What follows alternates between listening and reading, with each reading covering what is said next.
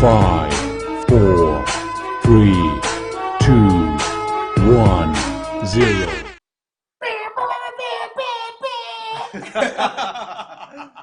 What's up, everybody? What's up, everybody? It's your boy, Pastor Ramon, a.k.a. Pastor Ray, and also... What's up, y'all? This is Minister 3J, a.k.a. 3J, Jehovah God, Jesus Christ, and justice. Without the three, we can't be free. Let's get it. And listen, we are excited, as always, to be with you on this Is the Church to Blame Thursday night. As always, listen, we've been waiting for this. Man, what? First of all, let me just say I do hope that you all got a chance to check out the 7 last expressions through the creative arts that we just had on Sunday, actually. We thank you all from the bottom of our heart for being a part of that, for observing, for watching, for interacting with it. Shout out to the crew that made the tape. Like, Definitely. everybody, from the cameraman to the audio to everybody that participated. Thank every last one of y'all. It was great. It was phenomenal. Absolutely, like, absolutely. Shout out to my man Charlie at the bridge, JC at the bridge, JC. Hezekiah for Straight Cut Productions putting it all together. Man, what an awesome night that it was, and I've just got nothing but like good, ton of compliments on it, bro. That's what's up, we apologize you guys had to wait, but a lot of the folks have reached out have just been like, yo, it was worth the wait. Honestly, we just want to say, again, thank you to everybody who watched, everybody who streamed, everybody who was a part of that presentation. Listen, this is The Well, Creative Arts, Conscious Awareness, Faith Community. And you are live with us on this Thursday night. What is The Well? Well, that's what I just said. But we are a community that believes that you first have to encounter Jesus, and then you become like Jesus, and then you emerge and share Jesus. Yeah. That word is synonymous with you can encounter love, become more like love, emerge and share love. Encounter community, become more like a community, and emerge and share community. Encounter life, become life, emerge and share life. That's our tagline. That's our theme. Become, emerge, encounter, become, emerge, and share. Yeah. I want to say good evening to Miss Nikki. I want to say good evening to Justin, who's on with us. All the folks who are streaming online with us. I see you there, and I'm glad to have you on. Listen, you want to share with them our 5 Ps? 5 Ps. So yeah, our 5 Ps: passion, power, purpose, promise, and it's one more. Yeah, peace. How did I forget peace? The peace is the main thing that we need out here in the world today. Peace. Listen, everything that we do should lead you down the road or the path to those 5 Ps. So we hope that by experiencing the encounter, by encountering the well, you will reach one of those 5 Ps in your life. And listen, we want to hear from you. Let us know how we're doing. Let us know the conversation topics that you love to hear. Hey, Miss Sharon, Miss Fleet, I see you in there. Good evening. Listen, without further ado, tonight's topic is a great conversation. Ooh. What is the well? The well likes to ask the right questions. We are not here to try to give you the right answers, because if we're truthful in the church, we can tell you we don't know all the answers. Facts. We only go off of our faith and what we believe the word is telling us to do and how the living word is leading us in life. But tonight, we have hot topics conversation.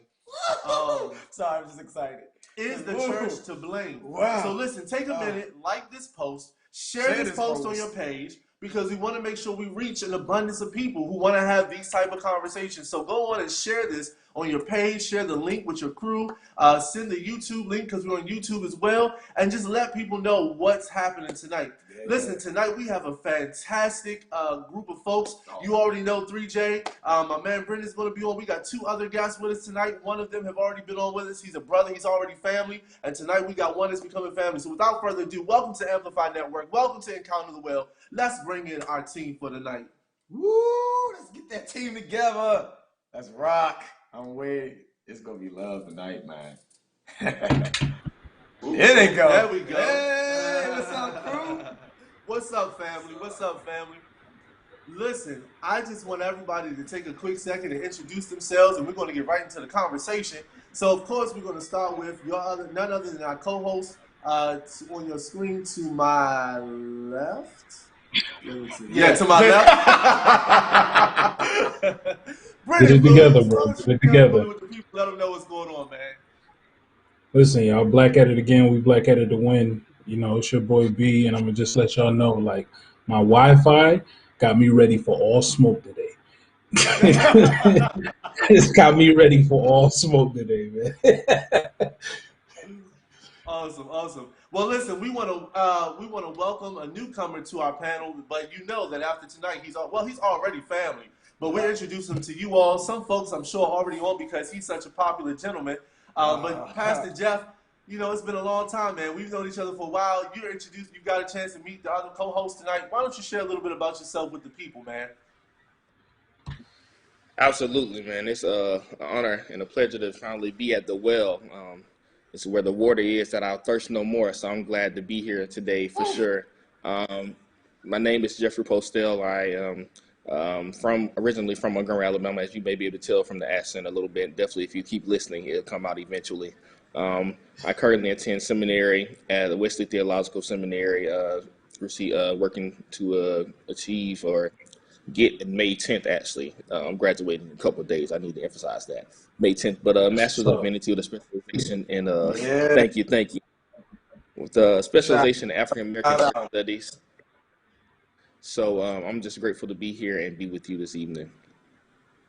Hey, man, we're so grateful to have you, brother. Listen, I'm telling y'all, this man right here is, I remember when I first met him, Pastor Jeff is one of those guys that he comes from the South, and he really just wanted to venture out and discover a lot more about God for himself.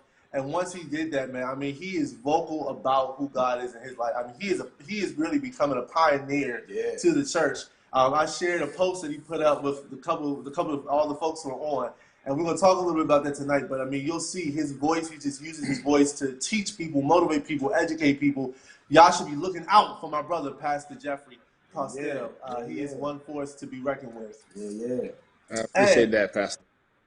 Of course, man. And listen, none other than my brother who has been on so many times before, who has hosted with us before, the host of Church Mind Matter, one of the hosts who is also a part of the Amplify Network, who's now doing his own radio thing. Pastor Tay is back with us. Pastor Tay, share a little bit with the people. You can say everything. So, family, it's good to be back on Amplify, of course, as you said, Blazing Radio, Amplify, Church Mind Matter. Sundays now, 12 to 2, so be sure to tune in. Like good Christian hip-hop, good conversation. I believe... you about to be funny. Jake, you about to be funny. You about to be funny already. I ain't gonna do it. Dad, don't do it, Dad. Don't do it, Dad. No, but it's good to be here, man. It's like you said, man, we family, so it's like I never left. Yeah. All right, so thanks for having Tay. Listen, we're going to hop right into this conversation because it is a juicy conversation for tonight. Let's get it.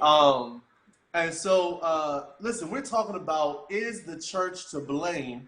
And we're talking about church hurt. You know what? Listen, my grandmother's calling me. She's like, you ain't send me the link. I know that's what she called me for because I ain't sent the link to her. That's gonna get me in trouble. Let me go ahead and send her this link right now. Give him like 5-10 seconds, y'all, so he don't get whooped. When she comes on, I'm gonna let y'all know so y'all all can say hi, grandma. Y'all just go ahead and say hi to grandma when she come on. But listen, is the church to blame? We're talking about church hurt and we're talking about church influence. And lately in the news, there are a couple of things that have happened that we really want to talk about that help us to focus in on a few people, but to really understand that there are a lot of people that have the same story. I want to start with, let's get right into it. Brother Jefery, Pastor Jefery, you posted something. So Little Nas X, new song. Little Nas X has a new song and a video for a song called Montero that just dropped. That song is #1 in the world at this moment. Yes, it is #1 in the world. It's up there. It's shot. And so Little Nas X, he tweeted a response to folks once he released it, and he addressed the church in it. And his comment says this. He says, I spent my entire teenage years hating myself because of the shit y'all preached would happen to me because I was gay. So, I hope you are mad. Feel the same anger you teach us to have towards ourselves. Listen, Jefery, you posted this, and I want to know, in your opinion, and I want to know from all of you all, in your opinion, Little Nas X is basically saying, because of the church, I felt ostracized. I was told that I was going to hell for being gay. I was condemned. I was not accepted. And so now I'm releasing a video, and in this video he's on all these sort of satanic representations, and you see him sort of sliding down a pole into hell. I want to know, in your opinion, are we to blame? Is the church to blame for what Lil Nas X is expressing at this moment? Wow, Pastor Ray, you don't waste no time jumping right in, do you? Trying to put my seatbelt on, but I guess it's too late. I think that's a loaded thing for a couple of reasons. Specifically, when you say the church, though we say there's one church, we all know that there are different elements of things, right? And so I don't know his background, but going from I always think my line of work, the black church, right, more specifically. And so when he says the church is blame, it's a tough situation when you use the word blame. You know what I'm saying? Like when you say, are they to blame this thing? But I do think the thing is more so that the church has in the answer more so. That's really how I do it, right? Maybe the root of the problem, I don't know, we'll say really started at the church. But the church has definitely not been the solution. And traditionally, black faces have been the place where people could go, right, and find liberation and be accepted when they couldn't be accepted anywhere else. That was the ethos and the reputation of the church, right, for us. And then the question now is what Lil Nas is really dealing with. When we say the church is for people to be liberated and be free, who are we talking about? Who is it a space for them? Who is it a space for to be free?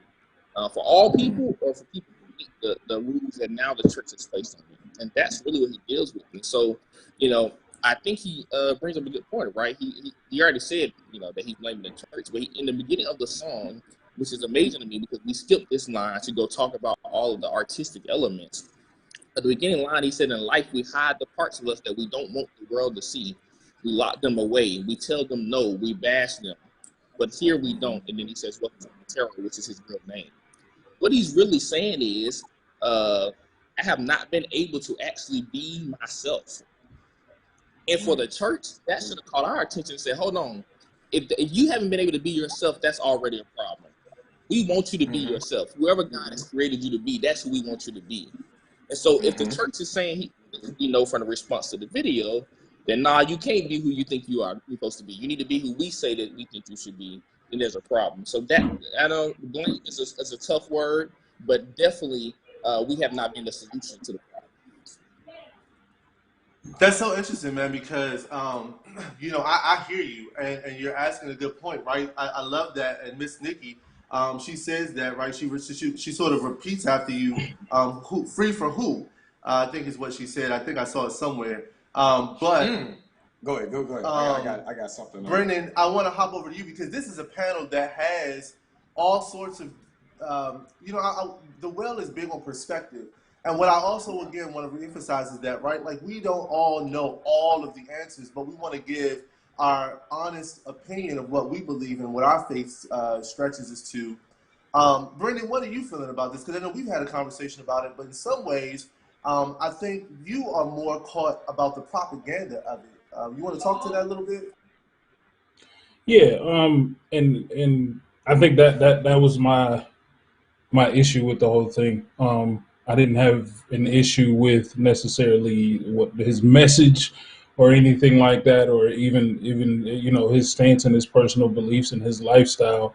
My issue was more with I felt like it was like the approach and the marketing and everything like that. Like Lil Nas took a troll route and then tried to play victim when the church pushed back. But for me, if you coming out with a demonic what's name, like the church is automatically going have their backlash or their resistance to it. And so I didn't necessarily like the fact that it was tried to turn he tried to turn it and flip it and put the church on his head. I felt like there was a different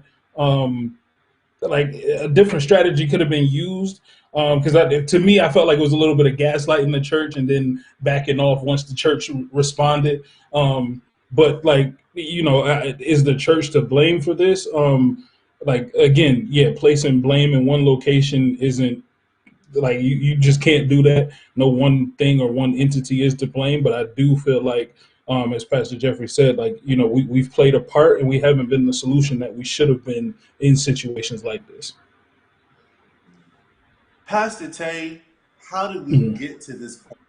Like, how do we arrive at this point with the church and with this type of situation? Wow. I don't know why you picked me to go third. I got to follow up these guys. I mean, first, yeah, he definitely gave you the hard question, bro. you know, with anything, right, it's a progression. But I will also, from your last question, I'll also say this, like, the church didn't make you pit Satan, didn't make you twerk on Satan in your video. You know what I'm saying? Like, if you claim to be right, church, you make devil shoes that has real blood in it. You know, so if you want to take that dynamic, you saying you got church hurt, don't go to church. If that's what you feel another spiritual something, you want to be Buddhist, Baptist, whatever, okay, but don't blame church for you finding some other type of, you know what I mean? And I also don't like, and that, I mean, that's with everybody. When church does something wrong, they pit church, the church of God, in this bubble, this small bubble that it doesn't contain. You know what I mean? You have big church, small churches, you have rural churches, you have the Bible Belt, you have conservative, you have liberal churches. So that's kind of what you know what I mean. And if you have one bad experience, you're allowing it to affect your whole life. If I go to McDonald's and I don't like how they did my chicken nuggets, I'm not going to stop going to McDonald's, but I might not go to that particular McDonald's. And maybe that's an oversimplification. You know, I'm coming from the outside and as a heterosexual pastor, but you get what I'm saying with that? So with that being said, how we got here is, you know, I mean, with everything, with social media, things get bigger, right? So like, it's usually the loudest voice gets heard the most. And, you know, personally, I feel like certain churches that have that kind of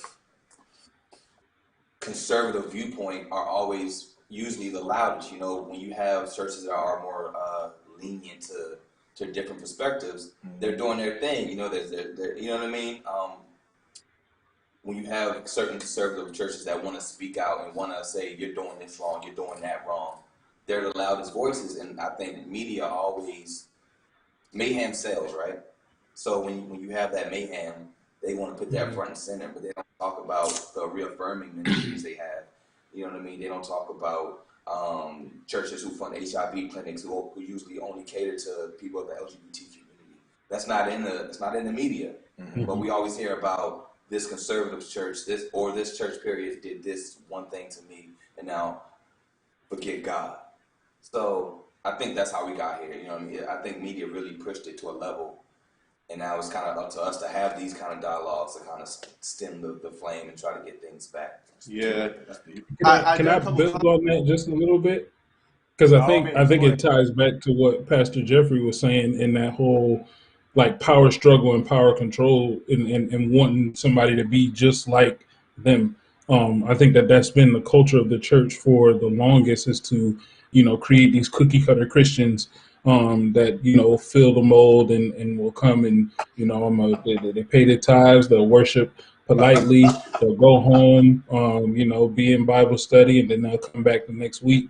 They ain't gonna they ain't gonna rock the boat too much. You know, it's that style of Christian that has been, I guess, promoted and looked at as the Christian, rather than looking at every individual as having a personal relationship with God and being a personal walk with God and trying to understand that relationship. We pushed that cookie cutter model, and that's been, for me, part of the problem. So like when you have a situation like a Lil Nas X, like, listen, I don't have to agree with, you know, his tactics or anything like that, but I can objectively look at it as, listen, somewhere in his path, he had a real like traumatic experience with the church that led him to this point.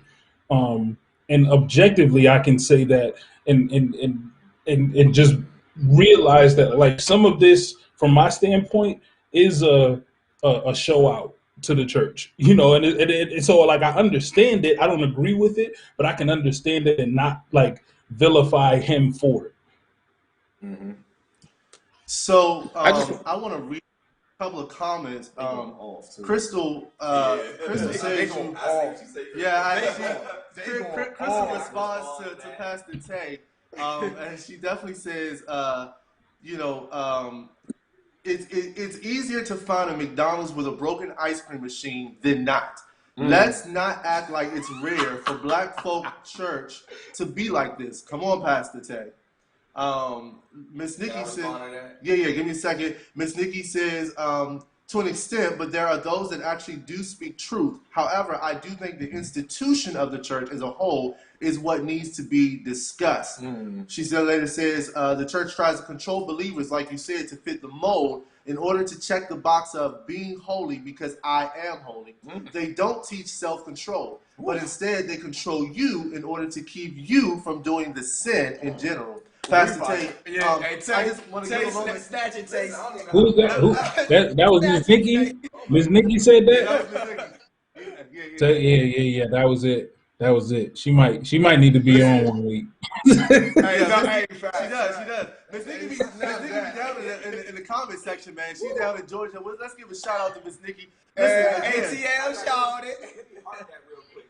If you are watching and if you are on, don't forget to post this, repost this, share it, follow the Amplified Networks, follow Encounter the Well on your social media, and then share it to your friends. Pastor Tay, you have a response. So rip that, Tay. Come on. I ain't like to Crystal. Like, here where I'm coming from. I'm not. Of course, McDonald's on every corner. So is the church. Here's what I'm saying. If I'm in church, I'm sorry. Here's what I'm saying. If I'm in church, and you're talking to somebody who has experienced church hurt. I've left a denomination, took time from a denomination because of church hurt. I know what it is when church does you wrong. Yeah. Trust me, I know what it is. But at the same time, because I had church hurt, I'm not gonna wear demonic symbols and say, you know what I mean, this is the church is the reason I did this. If I have church hurt, church doing me wrong wouldn't be the reason. I can't blame that for me shooting somebody. I can't blame that for, I'm not going to start fires and say, oh, this because this church did this to me. You know what I mean? And that's kind of where I'm at with that. Maybe that the analogy of McDonald's and church, maybe it was a little too broad of a spectrum. But what I'm saying is, we can't say because I have church hurt, because of the way I live, because you don't like what's happening in the church, I can't then go all the way to satanic images and say the church made me do that. You made you do that. Now, if you did that to get back at the church, okay, but don't blame the church for that. If that makes sense. I do want to move this. Look at Pastor. I'm not saying. Go ahead. Pastor. I was going to ask Pastor Jeff. Pastor Jeff was sitting there whole tea like, I'm waiting for somebody to tag me. Can we just say hi to my grandmother? My grandmother finally. Hi, Grandma. Hey, Grandma. Go ahead, Pastor. Go ahead, Pastor Jeff. I feel like you want to hop in here. But so I think the thing is, when the church says, okay, now that to say we understand he's hurt, right, but he can't respond like this. The problem with that is, once again, we continue to be proponents of the same thing or the hurt that he's talking about. You can't tell someone how to grieve, right? You can't punch me in the face and then tell me how I should respond. And that's kind of what we do. We cause this hurt, right? The church is responsible for the hurt. But then we say, but no. Now, I understand this video is in response, but you can't respond like this. Because then, once again, we're still trying to control him. And the whole reason he made the video is that that he lost that control. If you look at the, and we also pay attention to the artistic element, right? This man is an artist. So, when, his words have nothing to do about anything about the art. They're two different things, but they still merge together. He's talking about a love story with a man. He's free to tell that story because he hasn't been able to be who he is. But while at the same time, he's using the art of people who told him he was going to go to hell. That's the other thing. The church is mad because he used the artistic element of hell and Satan. But that's the whole, we've been saying, hey, you don't get your life right, you're going to hell. You better change it, you're going to hell. So now he used the art of hell. And we're like, oh, nah, you went to hell. You can't push a man to the end of the bridge, and then when he jump and fly, you say, I'm mad. Right. And now we're mad because And I think we're not mad so much because he used Satan to hell. There are plenty. I mean, there's a whole show on Netflix called Lucifer, and we ain't talked about that yet. So are we really mad about that? Or are we mad about the fact that there's a black man who decided to take his own freedom in his own hand, even though he's homosexual or part of the LGBTQ community? That's what we're mad about. Because he took his freedom in his own hand. And now that church has no control over him. The church can't say anything to him and he be affected. And that's why we're really mad. Wow. Sound like hip hop, huh? Sound like hip hop. Right. No, but let's go. But it goes to hip hop. I want to ask the question: is a hip hop artist, right? Like you see this happening, right? How do you then view what's happening in this? So let's start from the video in general, and I'm going as an artist first. First of all, that had to be the most genius marketing scheme that I've ever seen anybody pull off. You know what I'm saying? All because, think about it, and it's one of them you gotta think about it. If I was hurt by the church, the way I can get the church to talk and to put me out there is to do something completely different against them. Surely, what's against the church? The devil. If I do the devil, I can have the church talk, and they'll put me up there since they didn't want to accept me at first. You know, and we can go in with that. Now, as an artist, again, and I was on the artist thing too. So in a personal thing, I think the cry is what we're missing. And he was telling it the whole entire time. And I think we as a church was missing that cry, which is what we miss a lot of times. When somebody is saying, we have a problem, we're going through this, or I'm like this, or I'm like that. Sometimes as a church, well, pray to God. He'll help you out. Or, you know, you need to get in your Bible more, study a little more. Or you should go to a seminary, or come to this workshop. Never the fact of, let me help you. Let me talk to you. Let me find out. Let me give you the love that God has given me to give to you so you can understand who God really is. We don't do that. We push off like we're afraid of holding accountability, or let alone afraid to even help. You know what I'm saying? And I guess because he's outside of the four walls of the church, you're not in there, I can't help you. You outside, I can't deal with you. You know what I'm saying? And that's how most church people played off. That's what I've gotten from my experience. So I'm only speaking on what I feel on it. But you speak to a problem because he's not in the church. We can't help him. That's right. Outside the church can help. You know what I mean? Right. My only gripe is that he speaks of the church in a whole bubble, and I know the church to be something different. You know what I mean? So that's my thing, because I know churches that have, you know, reconciling churches. You know what I mean? So that's from the inside looking out, and it's that tension, that flex between two different viewpoints. And honestly, I think we're talking about it, but I'm sure he rests easy every night. Facts. I mean, he's got the #1 song in the world. No, he's up there. Like, his plan worked. And right. I mean, listen, it worked. And I got a question for you, Jefery. I'm going to follow. Let me say this. Bianca says, go ahead then, Pastor. Walter says, his video concept stems from Madonna's Like a Prayer. Show no regard for the religious symbols to make your point. And I don't know if y'all remember that, but, you know, every couple of years, and we're going to talk a little bit about Cardi B and Megan Thee Stallion next week. So we're not going to dive into it too much right now. But we see these things where celebrities use controversy to get people talking. I think that's exactly what he's done. Pastor Jeff, I do have a question for you. Does the church have a responsibility to respond to this? And if they do have, and if it is a response, what type of response?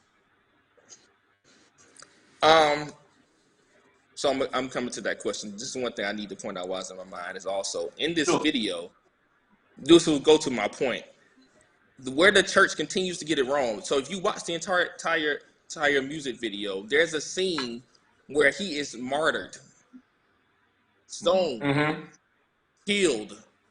Our conversation is about what happened afterward, not about what killed him. And that's potentially the same thing that happens in the church, right? People are suffering for whatever reason, including our bad theology or the theology we try to put on them. And what we see is how they respond to it, not the fact that what's actually hurting them. Like there's no conversation about that. He was martyred in this video, and we watched him be martyred, and we said, let's go on to the next part about what happens with Satan. But we do that when people are hurting in our church. And that's what this is obviously with the videos, he's hurt, and we still have overlooked the hurt to get to the fact that, well, he messed up because he shouldn't have danced with Satan. Yeah. I mean, he wouldn't have made it state if he wouldn't have got killed. Woo. So, Yeah. to get to your question. Yeah, no, I get that. Yeah, I'm with you. The church, yes, the church has a responsibility to respond, but not by responding to him. Is what a lot of people have done. You respond by changing the culture of church. You respond by changing the way that you respond to people who don't, necessarily live the way you think. Forget what you believe, and that's not really what the gospel is about, right? If we talk about love, I mean, you can't. We love to say unconditional love until somebody comes and has a condition that we don't like. So the response is by changing the culture of church, where we actually embody and exhibit the unconditional love that we claim Jesus exhibited, and the love that we claim to have in our hearts so greatly, and we just love the Lord. Well, people need to see that love that's unconditional and not about me trying to control and manipulate you. So we shouldn't be just to piggyback. Yes, the church does have a responsibility to respond, because it's our responsibility when we have a fault with our brethren or our sister, and to go to them and start the conversation, and to that's our responsibility as Christians. That wasn't told to the world to do and come to Christians. It was our responsibility to go and to settle that. And if we couldn't, then there's steps to it. And so it's like that on one stance, that's it. Also, I agree with Pastor Jeff again. It's like we keep looking at his response. What led him to get to this point? Let's deal with that, and then we won't have a Little Nas X situation again. We won't have a Madonna situation again. We won't have these situations if we look at what actually got what we got now. Enemy playing. He playing. Just real quick. I mean, and I think. Can you hear me?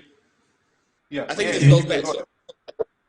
And I think some elements the church has to be careful to not be like, we always tell people, right, you need to confess your sin, right, before the Lord. You need to repent. That's our church word, if you will. I know this is the unchurched church, but repent is one of those words that the church like. But part of that repenting, right, is acknowledging that we've done wrong.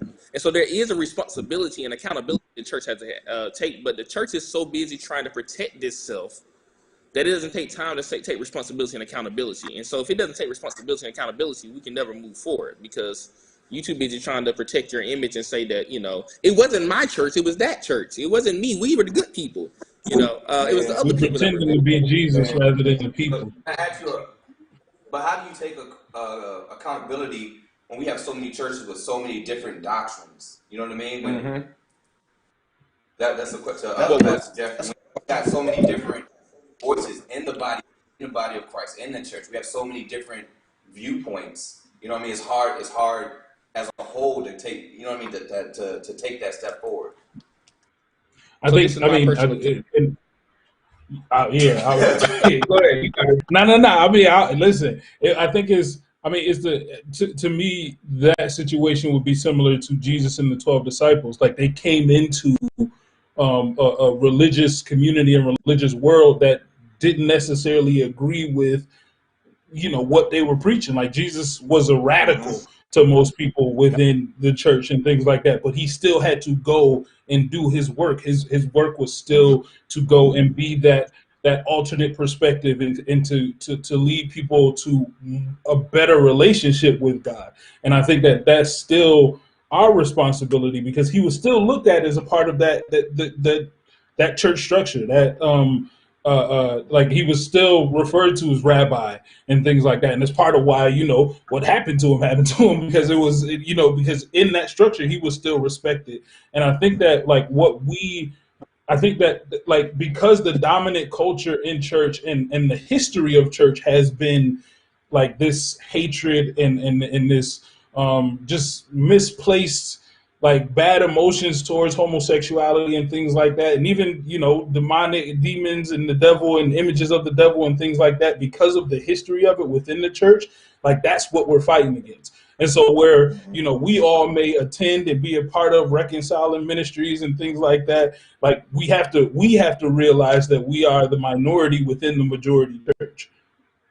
And that Right. makes like our fight more. And I think that is what, you know, when those responses come back, the majority of church folk opposite response than we might have.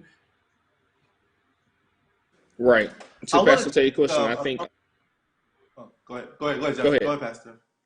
No, I'm just saying No, go you ahead. mentioned about the okay, yeah, Pastor Tay, you mentioned about the doctrines. For me, and that's some of it as well, right? There are different doctrines, right?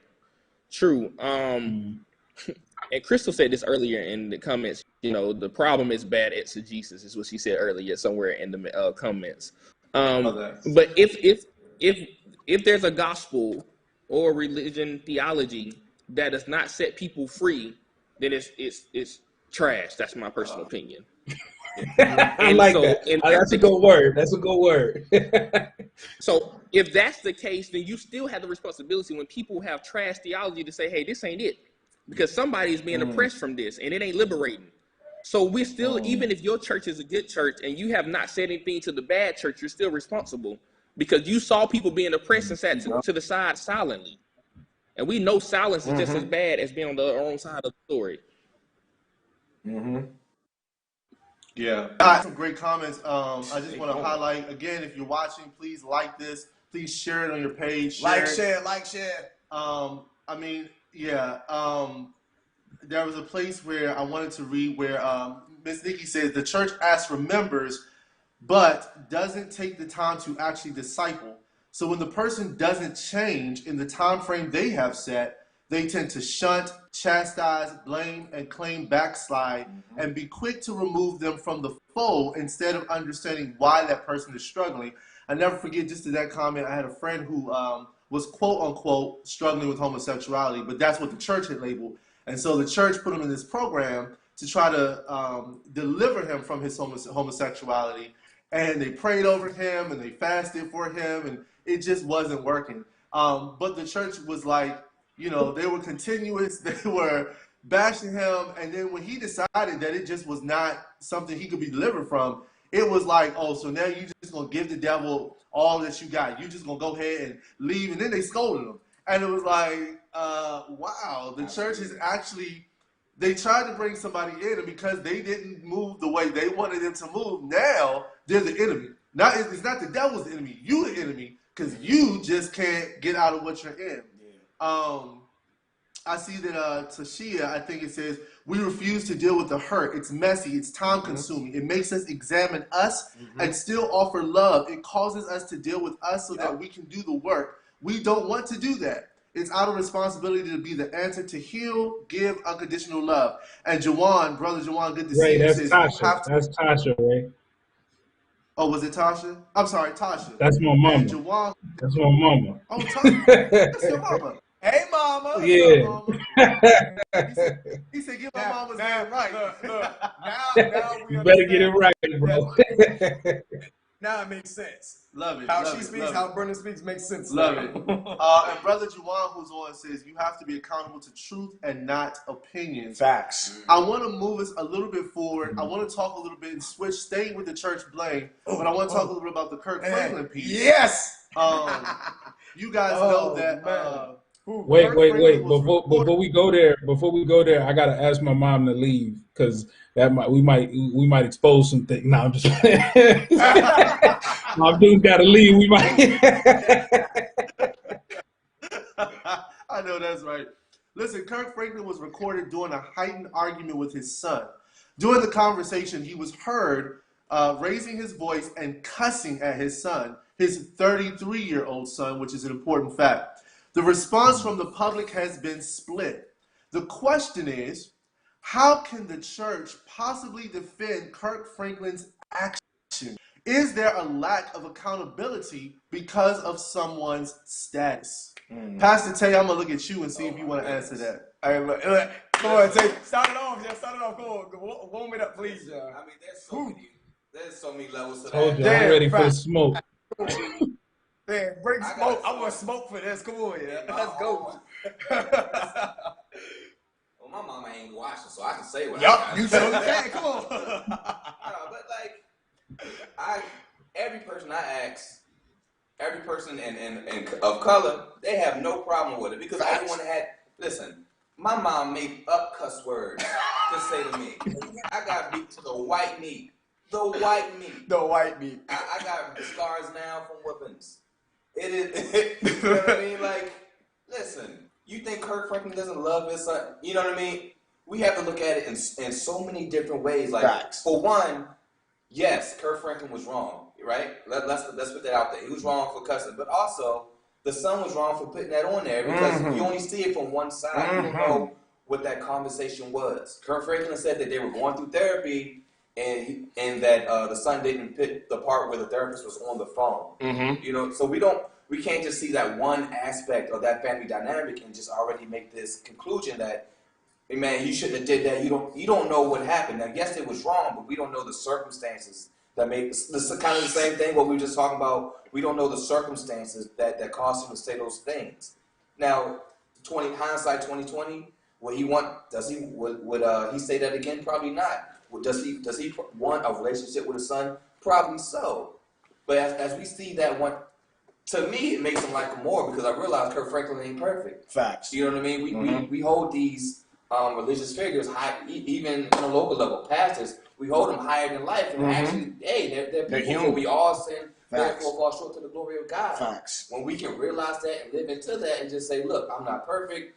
This is what happened, and we're trying to grow from it. And I think his response, Kirk Franklin's response from it, I loved it. It was quick. It wasn't no big thing. It was just him on a camera phone saying, this is what happened. I've been trying to work on it. I'm sorry that you had to hear that.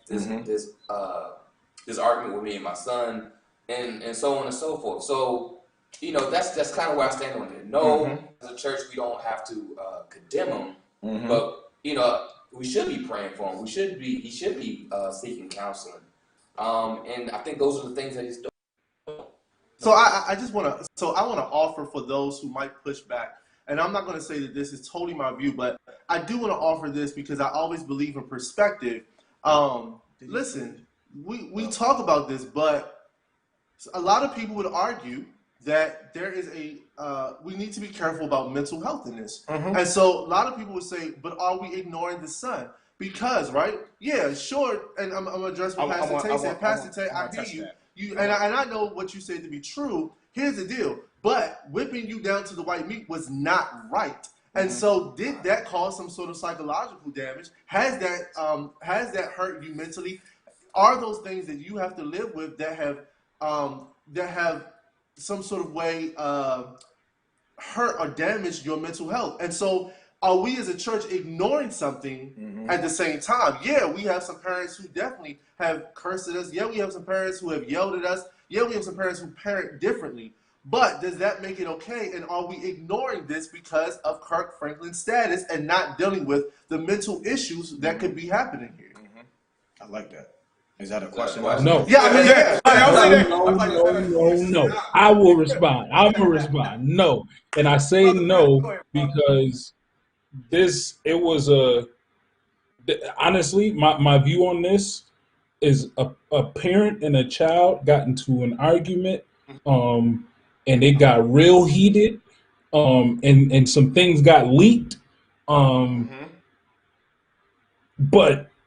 for me, it's a few things. One, absolutely, Kirk Franklin, you're dead wrong. You shouldn't respond to your child in that manner.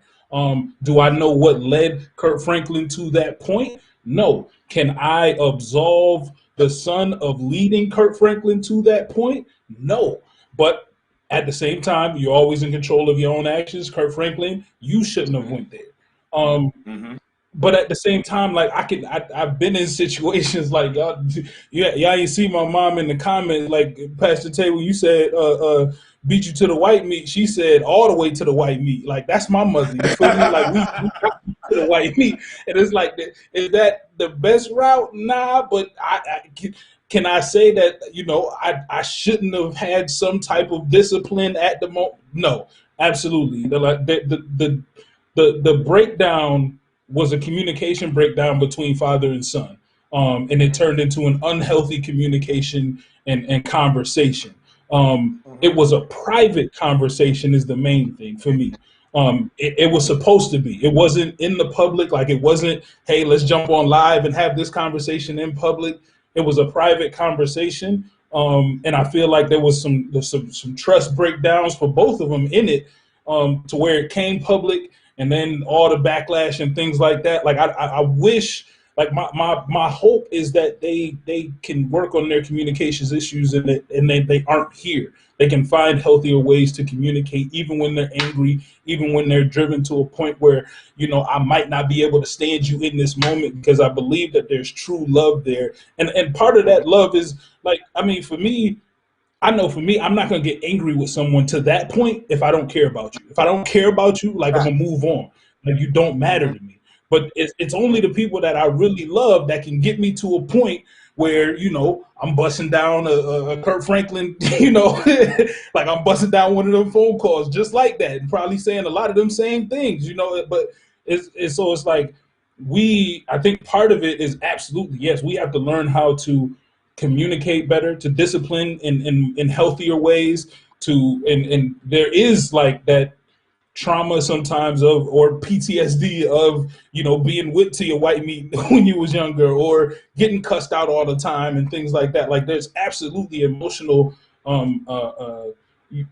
like problems and things like that come from it. But I don't like, what I don't want to do is, in this situation, like for a lot of people, especially within the church, it's been like, oh, Kirk, you were wrong, you shouldn't have done that.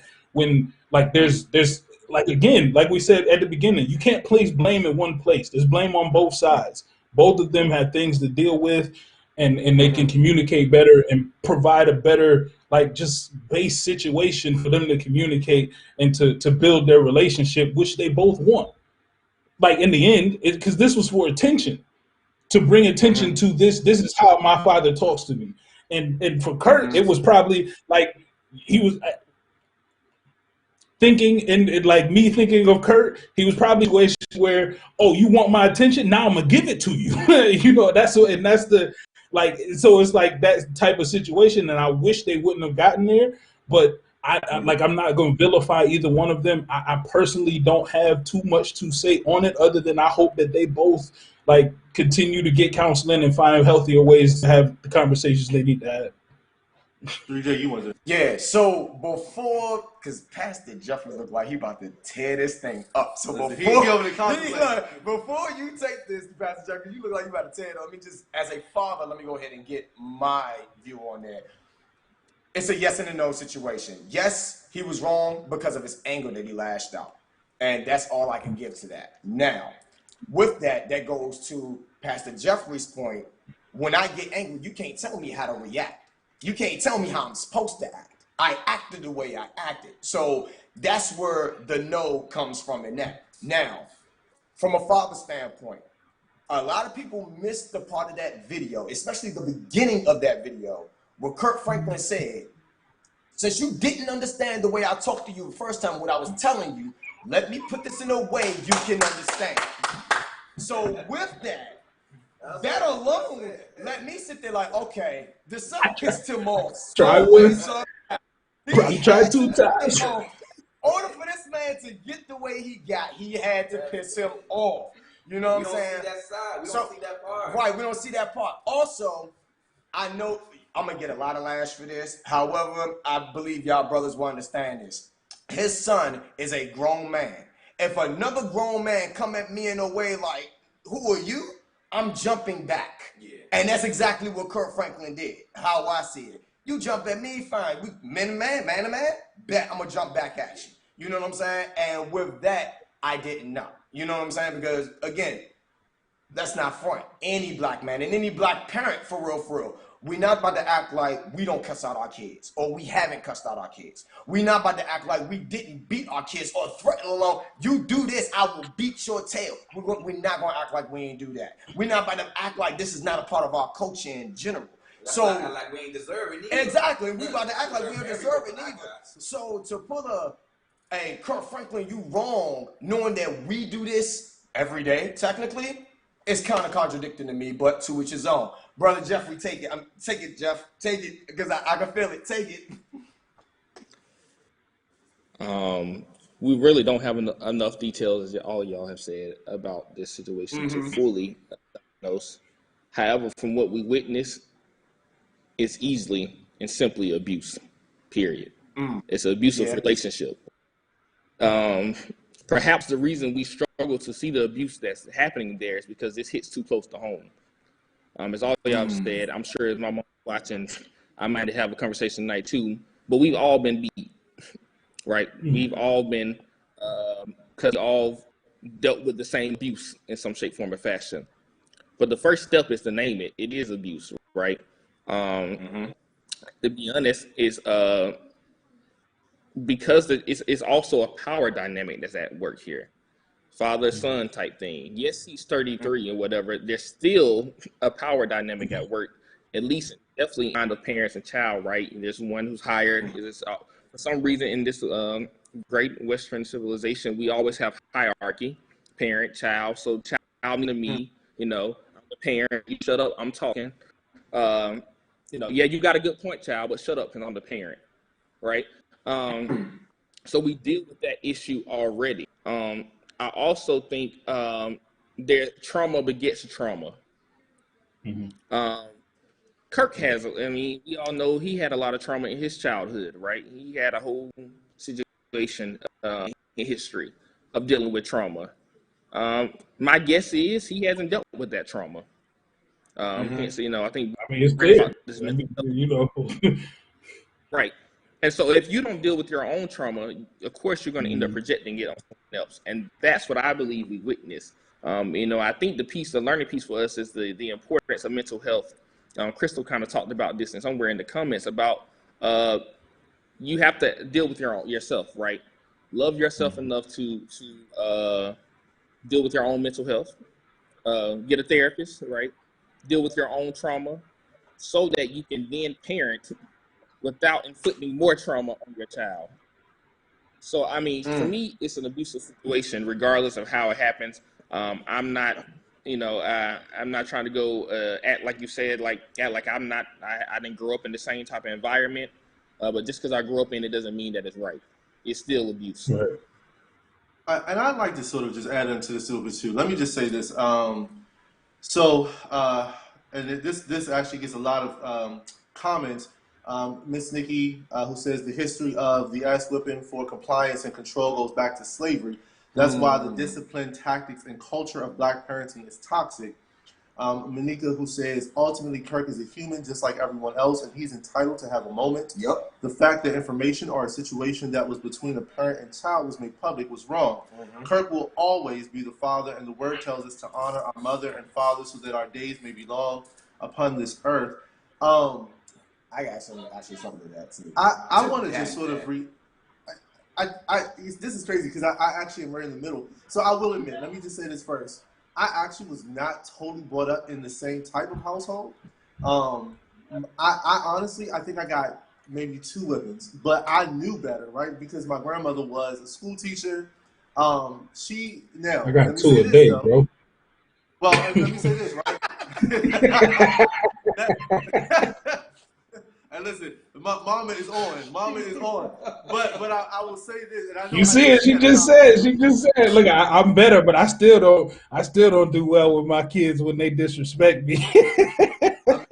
Yeah, I know. It's a life lesson, though. Yeah. And so, I want to say that, now here's the thing. I was no stranger to seeing whippings, and I don't necessarily. This is maybe the first time that Pastor Jeff and I see a little differently. I actually don't see whippings, depending on how they're given, is abuse. But I do believe that there is a limit to how much you whip someone and how you whip someone. Now, my grandmother had a paddle. She was a part of sorority. And, she definitely, when the time was right, with some of them ghetto kids that she had in that school system, when it was legal, she definitely tapped their hind parts. And I'm going to tell you, I still stand as a person who I believe that there are times when kids deserve to get a tapping. Now, how far that tapping goes depends on what I will label is abuse. But I do believe in, I think they call it corporal punishment. I do believe in whipping a child when you need to. I think at the age of 30, now some people have not heard me talk like this, but my 30-something-year-old son that I helped to raise out of foster care, absolutely, there were times when he was in foster care that we got into it and we got physical, right? Because he was used to a certain environment. And here's what I'm not going to do. I'm not going to let you at 14 think that you can put your hands on another grown man. Fine. Now, Pastor Ray turns into somebody totally different at that moment. Hey, you got a little bass in your voice, bro. We all cool here. We all friends here. Bro. You got to use your bass with me. Now, you can love and respect the brand that I have built for myself all you want.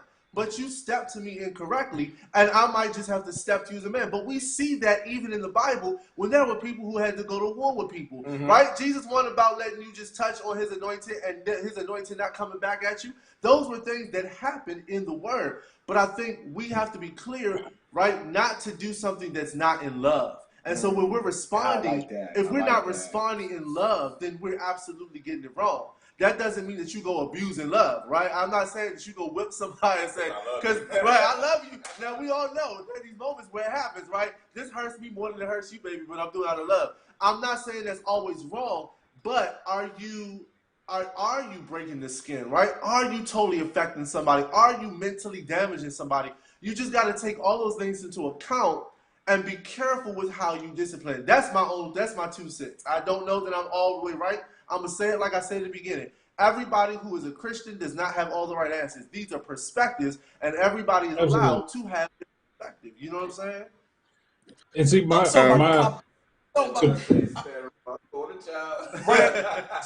Random.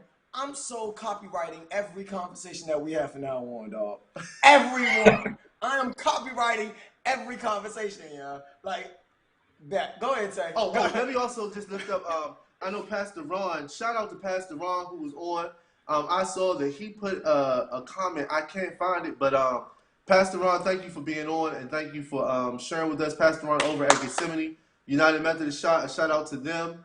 He said there is also sometimes a different dynamic with the oldest child of young parents. And that's true. I do want to make that note because he's right? Sometimes you had that oldest child, you ain't know what you was doing. You just had a child, and that dynamic can be a little crazy, right? You just learning how to parent. Not that there's a book or resource that comes with it, but sometimes that dynamic is a little different, and we do see that in Kirk's situation. Go ahead. So, bring about parents, and this is actually a conversation for parents. And by all means, please, brothers, please answer this as well. By any chance, do y'all think most of the parents have the power control that most parents have? Do y'all ever think if they're discouraging their child or not? I mean, I raised 3 girls. You know what I mean? And the reason why I'm asking that, because it seems like, and even as a parent, because I got to remember myself, I got to keep going back to it. As much as we yell to our child, yes, the Bible tells you to respect your mother and your father. You're supposed to do that, da-da-da-da. We forget right after that scripture that it tells us not to provoke our children and not to discourage our children whatsoever. And it's literally right after this in Colossians 3, y'all, if y'all need to know. Colossians 3:20. Somewhere around there, 19, 20, one of them. It's in Colossians chapter 3, though. But either way, we forget the point of, we got power. However, God also told us not to discourage our children or provoke our children, because if they do, they will get discouraged, which means at the end of the day, they will turn around on us and disrespect us. So I guess the question goes on to, are we teaching them and training them in the right way so they don't get discouraged, so they don't turn on us? I guess is the main question of it. Well, look at, we got, 5 people on. All 5 said we got weapons. 2 of them said to the white meat. And all of them so that, you know what I mean? If you're looking for... I mean, I got that, but I'm just saying, just in general, like, I know what we said, but I'm just talking overall. Like how did the whole church. The whole church did this. I'm saying, do all of us parents do that? You know what I'm saying? Using it like that. Go ahead, brother. I think the big thing about it is, I think, especially with whippings, like I personally, and this is a conversation I've had with my mom, like I don't intend to physically discipline anyone that's under me. I don't want to. It's not my desire. And I think part of that is just because what I've realized is that that's a really learned and a traumatizing learned behavior. from slavery. That's how we were disciplined, and that's how we dealt with someone not listening to us. That's not like that was our mode of influence, rather than building, that hierarchy or power struggle, or even that relationship off of respect and understanding versus the like just the beating. For a lot of people, that never happens. And I think that that's part of where some of that trauma comes in. It's built off of fear versus respect. And I would much rather people respect me than fear me. I'd much rather my nieces, nephews, son, daughter respect me than fear me. And I think that's just where I would love to be. And it is someplace that I work on every time I go home and visit my nieces and nephews, because they will try the life out of me sometimes. And, I had to catch myself and really hold myself accountable in that. And all right, so it's basically for me, it's like I'm trying to communicate something to them that I don't feel that they're getting, and they're showing me that they're not getting by their actions. Like, of course, the easy way is to use pain. Bow. No. If you do as I say, you won't feel this pain, rather than taking the time to help them understand why I'm telling them the way, like what I'm telling you is this is the best way because of this. It will prevent you from doing this. It will help you to get to another goal that you have, or something, like taking the time to really explain that. With one of my youngest nieces, Mayani, she's intelligent, and taking the time to explain that we have a different relationship. She trusts me more because I've taken the time to sit and rather than just saying don't do it, explain why you shouldn't do it. It's interesting. I'm about to say, let Pastor Jeff go. He was waiting. Go ahead. No, I appreciate Brendan and what you shared. I think there's two things I want to say. What should really bother, right, is that traditionally our parenting really reflects slavery at its finest. The entire Let's go home. Let's go home. You got master and you got a slave. Master has a whip, right? You do what I tell you to do, and you don't, you get this whip. And this idea is that this whip will make you do what I want you to do. The entire agenda behind that whole phenomenon is control, right? I control you, right? So now, if you think parenting is about controlling someone, then maybe that works for you, and that's toxic. But you do what you do. I think we need a healthier theology behind parenting, and more helpful thinking behind it. So if we do that, what it will lead us to see is parenting shouldn't be about making your child do what you want your child to do. Parenting should be about, I think, this is me, I believe parenting should be about exercising stewardship, right, over God's creation. Absolutely. And the way you do that, right, is stewardship. Is God has given you something. This is, God has provided, or whatever. God is it's a creator, right?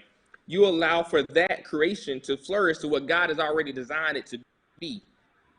God is already planned. He's already going to flourish to what God desires you to be. Your job is to continue to provide an environment in a space where it can actually flourish. But if you believe your job is actually to control and make this child what you want it to be, then of course it makes sense to have a whip. It makes sense to beat you to the white meat, because I need you to do what I want you to do. But if I can understand that maybe you see something different, and we can sit down and have a healthier conversation about what you actually see, you might actually learn something. But parents can't believe that they can learn something from their child. Facts. So as a parent, I do agree with that. As a parent, I do agree. And let me say this. I think I do want to give, I think, Pastor Jeff, I do want to pause and just quickly, I want to lift up part of what you said, because if I took it back to even, we talked about Little Nas X before this, I think there are so many parents that have abused their children because they're not who they think they should be, and they can't control them.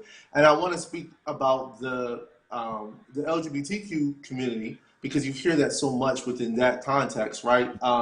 So many parents have believed I can beat the gay away. I can beat I can beat this lesbianism, I can beat this homosexuality out of them. And so there are a lot of parents who, and there are, the LGBTQ community has an alarming rate of suicides because of that simple fact that they do not feel like they are loved and supported. And there are so many parents who feel like, well, my son won't be. And I think, what is it, Dwayne Wade? I just give a shout out to people like him who have learned, this is who my son is. I'm going to respect and love my son. People like Will Smith who have said, you know what, this is with Willow and Jada. Like, these are my kids. I want them to figure out for themselves who they are.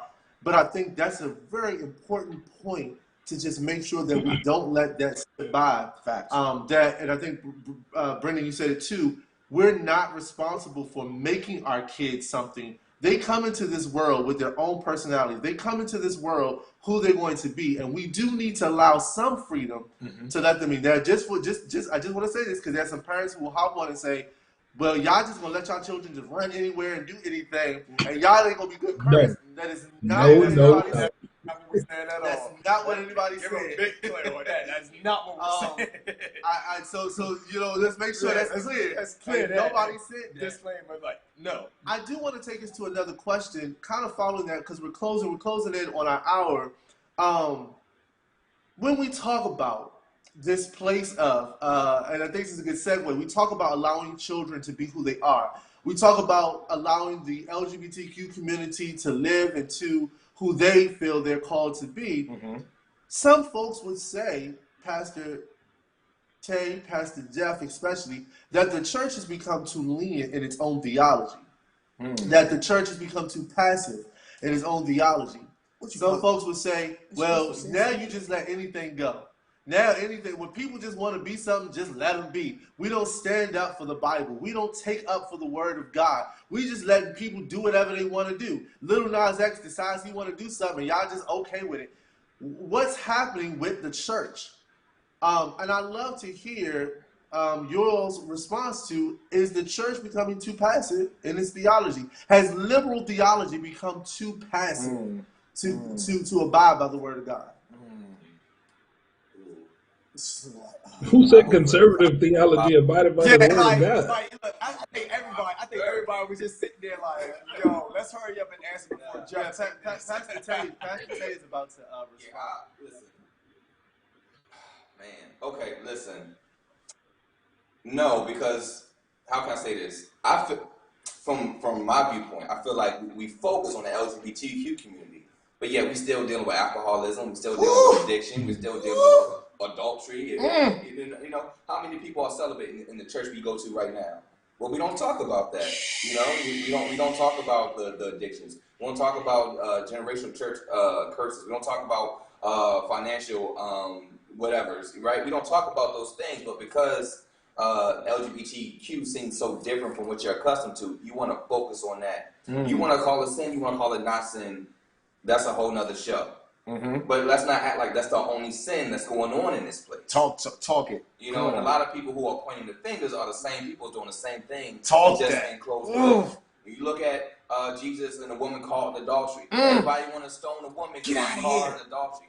But where were you to find that woman in the act? So you had to find out. So you had to be where they were adulterers at to find that woman, right? And when Jesus wrote in the ground, we don't know what he wrote, but one by one they stepped back. You know what I mean? So when people point out your sin, don't be quick to point out someone else's sin. And that's where I come from. That's whether homosexuality is sin or not, we ain't gonna have that discussion.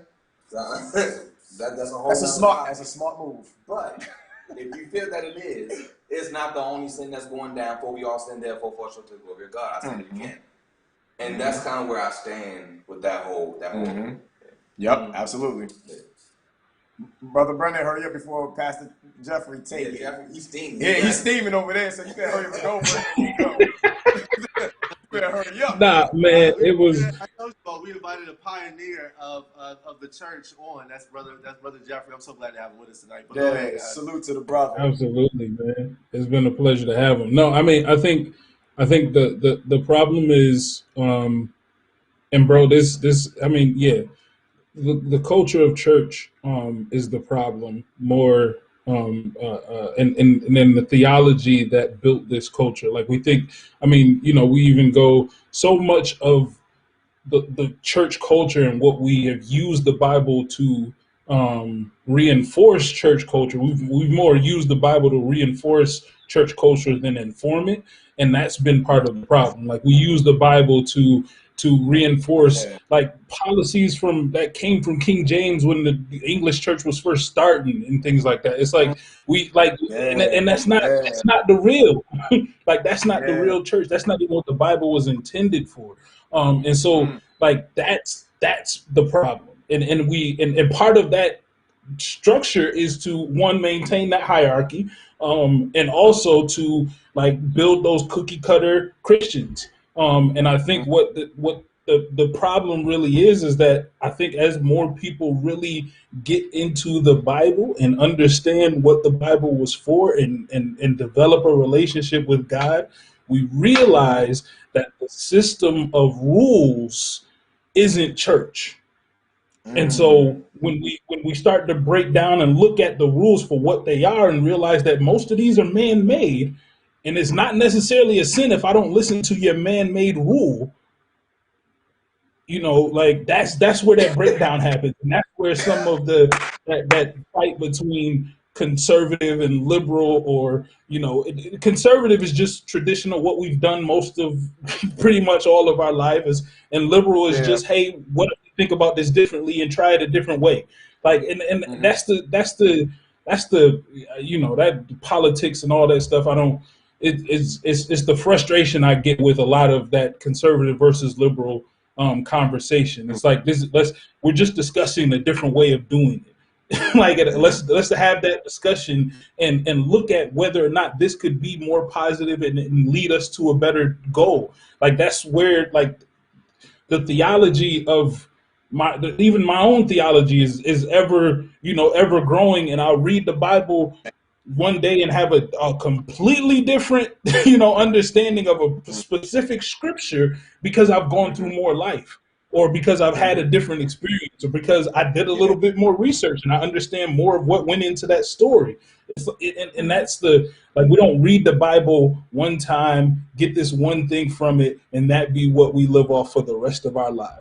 Like the Bible is a living document. We can learn something new from it every day. So the whole, I guess, concept of conservative theology like fails to me to recognize the greatness of God and what he put in this book. But you know, that's just me.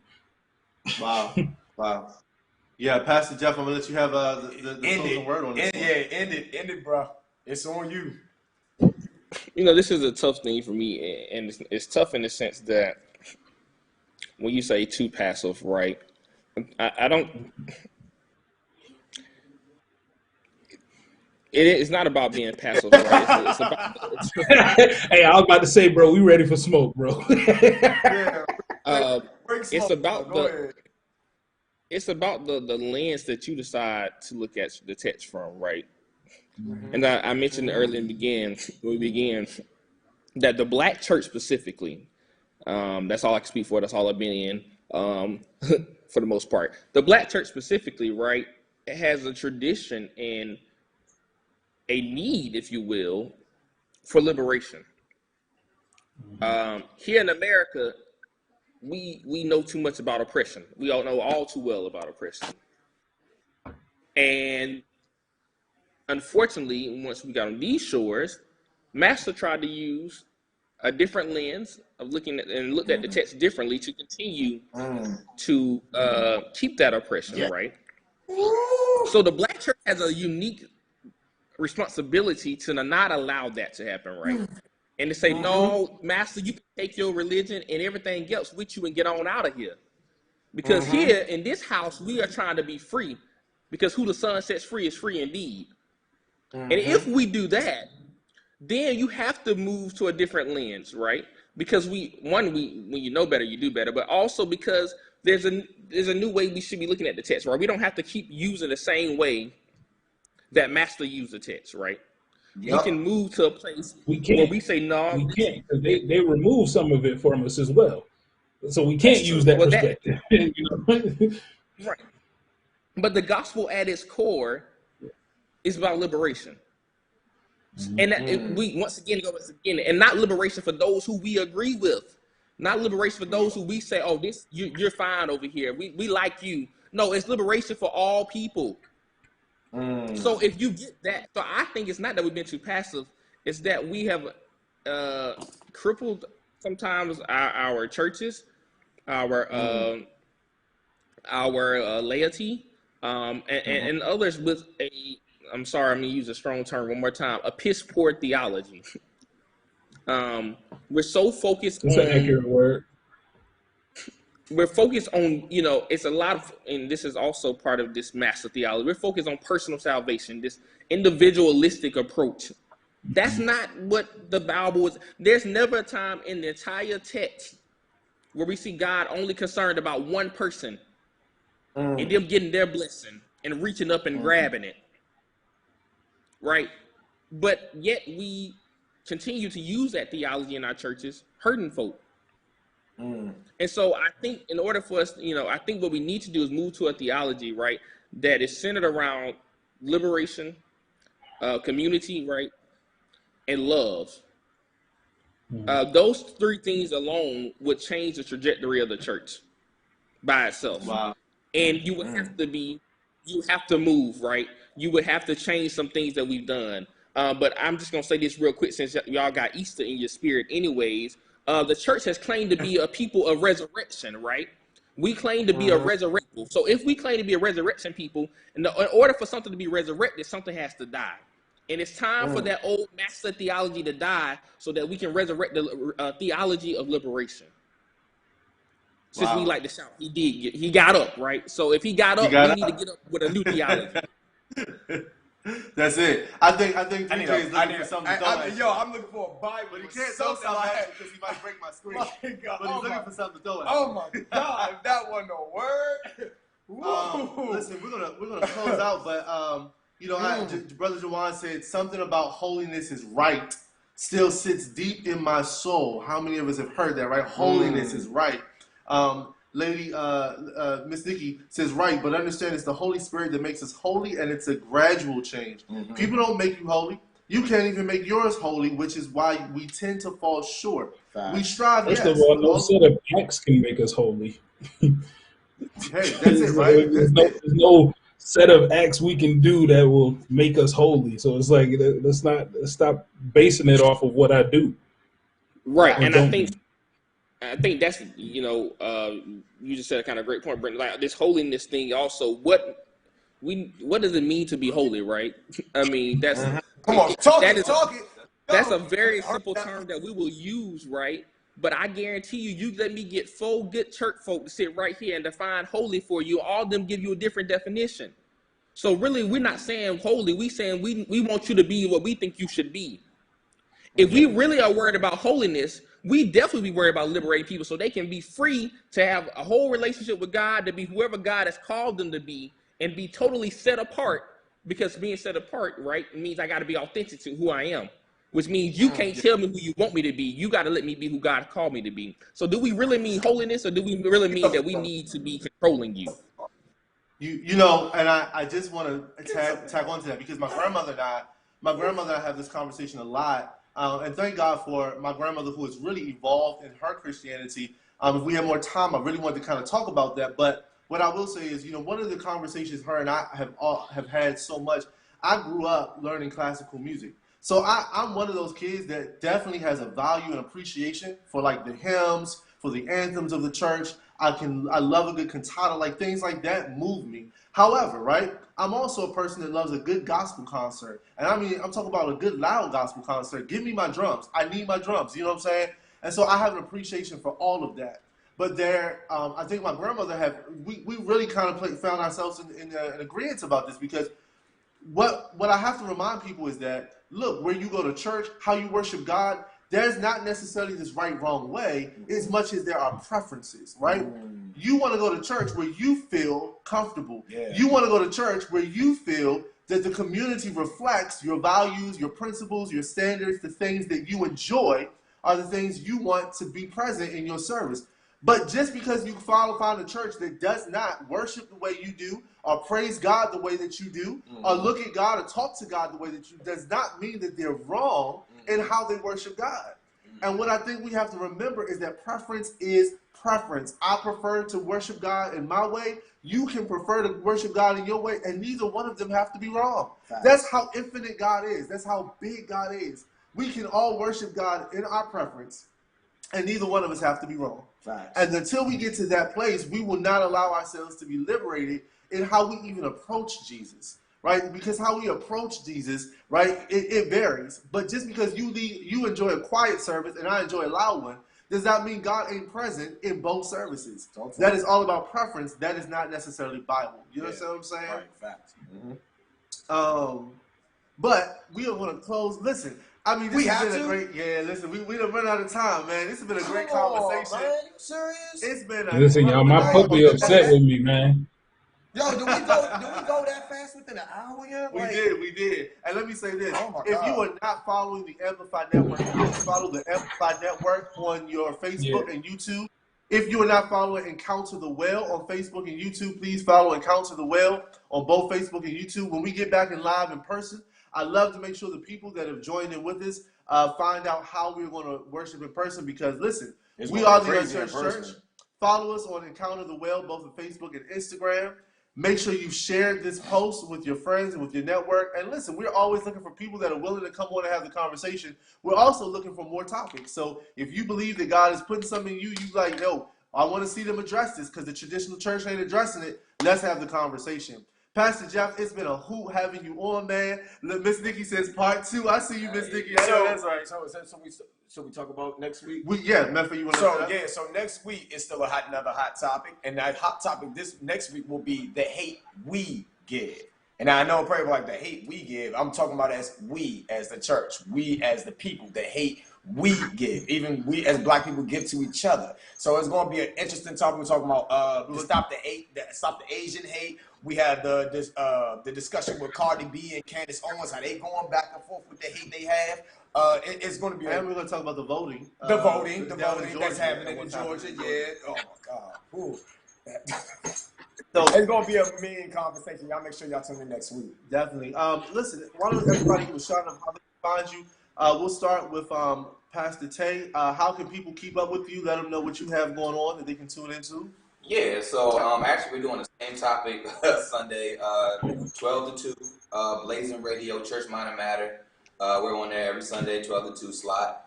So you can do that, download the Blazing Radio app, or you can just go to Church Minor Matter on Facebook, as well as it's going to be on Amplified Network. So if you're on Amplified Network, just come back in Sunday from 12 to 2. So we're doing that. And then, Instagram, Pastor Tay87, and that's it. Yeah. Brother Brennen, I'm gonna say Pastor Brennen because you've been referred to as Pastor Brennen all night. So, but I know somebody who might not like me saying that. So I'm gonna chill out so that I don't get no haters after this. Me? Nah, I'm messing. Hey, I love you, bro, but I ain't as worried about you as I am about you know who. Like I coming after me. But, nah, man. Absolutely. Just visit my website, brennenboose.com. You can find all my links there, everything to get with me. Also, the Black at It Again, Black at It to Win t-shirts are on the site. Visit the shop and you'll be able to order yours right there. You got hoodies yet? Absolutely. Yes. We got pillows and book bags too. Yeah, my man. Brother Jefery, I saved you for last because, man. Well, no, 3J. How can they follow you? Y'all can find me on Facebook, Jew Jackson. Also, my music page was 3J, and Instagram 3J113, and you can catch me on every single thing that this man is on. Actually, so 3JAY. So 3JAY113, and you can catch me on everything he's on. And just for the record, 3J and I are in the studio, so we got a song that will be coming out with soon that you all get to hear. Pastor Jefery, I saved you for last because, man, you have been our guest tonight. You are no longer a guest. You are now family to the well. But you have been such a pleasure to have on, man. As I always share with people, Pastor Jeff he's about to come out of seminary and graduate. Shout out to you for that. You're about to go back down south and you're going to lead the revolution and the evolution down south. I know you are. Pastor Jeff is a pioneer in the field and he is up and coming. You guys need to watch out for him. He's going to be a leader of thousands of people, millions of people. I do believe, and I speak that into his existence. But Pastor Jefery, share with us how we can follow you and how we might stay in touch with you and what you have going on, brother. I appreciate that, Pastor Ray. You are so kind and generous with your words, so I definitely appreciate that. You can definitely find me on Facebook. You can find Jefery the Postell. You can find me on Twitter or IG. It's PreachJDP. Definitely follow me and definitely hear more about the Black church and things of that sort. So I'm grateful for this opportunity to be on here, and I'm glad to be family with the well. Yeah, sir. You can't go nowhere now. You here. That's right. Our ministry is all about partnership, brother. So one of the reasons we don't meet on Sundays is because we just didn't want to be another church meeting on Sundays. We wanted to be an authentic platform where people could actually talk about the things that we sometimes feel like we can't discuss in the traditional setting. And we still wanted to be that church for people who might not ever step a foot into the actual building or to a traditional building. So I think that's what we really set out to do. Listen, again, make sure you follow Amplify Network. And if you want to partner with us and you want to give to us, we definitely do.